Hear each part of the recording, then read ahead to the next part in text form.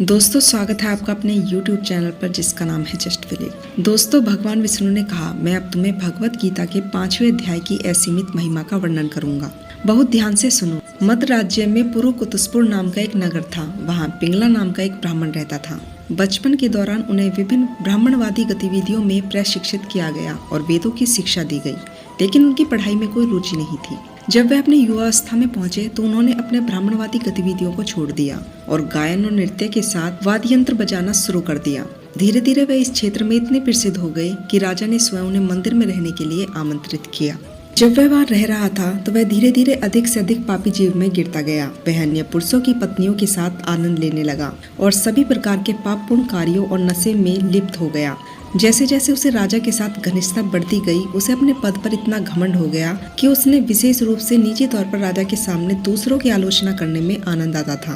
पिंगला की एक पत्नी थी जिसका नाम अरुणा था, जिसका जन्म एक निम्न वर्गीय परिवार में हुआ था। वह बहुत ही कामुक थी और अन्य पुरुषों के साथ संबंध का आनंद लेती थी। जब उसके पति को उसकी हरकतों के बारे में पता चला तो उसने उसे मारने का फैसला किया। एक रात देर रात उसने उसका सिर काट दिया और उसके शरीर को बगीचे में दफना दिया। उसकी मृत्यु के बाद पिंगला नरक के सभी गहरे क्षेत्रों में गिर गया और लंबे समय तक पीड़ा सहने के बाद उसे गिद्ध के रूप में जन्म लिया।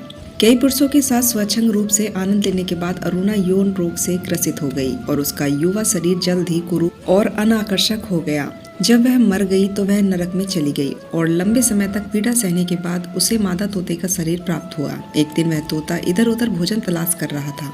उसी बीच गिद्ध ने, जो पिछले जन्म में पिंगला था, मादा तोते को देखा और उसने पिछले जन्म को याद करके और यह समझकर कि यह तोता ही उसकी पत्नी थी, उसने उसे अपनी तीखी चोंच से हमला किया।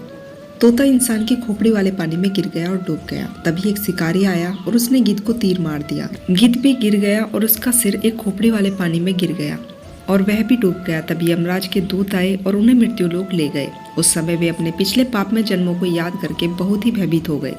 जब वे यमराज के सामने आए तो यमराज ने उनसे कहा, अब आप सभी पापों से मुक्त हो गए हैं, आप बैकुंठ जा सकते हैं। जब पिंगला और अरुणा ने यह सुना तो उन्होंने यमराज से पूछा कि उन जैसे दो पापियों को बैकुंठ की प्राप्ति का अधिकार कैसे मिल गया। तो यमराज ने उत्तर दिया, गंगा नदी के तट पर वट नाम का एक ब्राह्मण रहता था। वह भगवान विष्णु का उपासक और लोभ से मुक्त था। प्रतिदिन वह भगवत गीता के 5वें अध्याय का पाठ करता और जब वट ने अपना शरीर त्यागा तो वह सीधा बैकुंठ चला गया।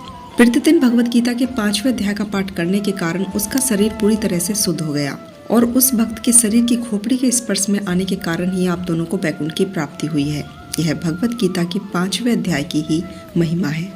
भगवान विष्णु ने कहा, मेरी प्रिय लक्ष्मी, जब उन दोनों ने यमराज से भगवत गीता की महिमा सुनी तो वो बहुत ही खुश हुए और पुष्प विमान में बैठकर बैकुंठ के लिए जाने लगे। जो कोई भी भगवत गीता के 5वें अध्याय को सुनता है, यहाँ तक कि सबसे बड़ा पापी भी बैकुंठ को प्राप्त करेगा। दोस्तों, श्रीमद् भगवत गीता के 5वें अध्याय को जानकर आपको कैसा लगा? अगर आपको यह अध्याय पसंद आया हो तो चैनल से जुड़े रहने के लिए चैनल को सब्सक्राइब करें और मोटिवेट करने के लिए वीडियो को लाइक करें। तो दोस्तों, मिलती हूँ कल श्रीमद् भगवत गीता के 6ठे अध्याय के साथ। तब तक के लिए आप अपना ध्यान रखें, खुश रहें। जय सनातन, जय श्री राम।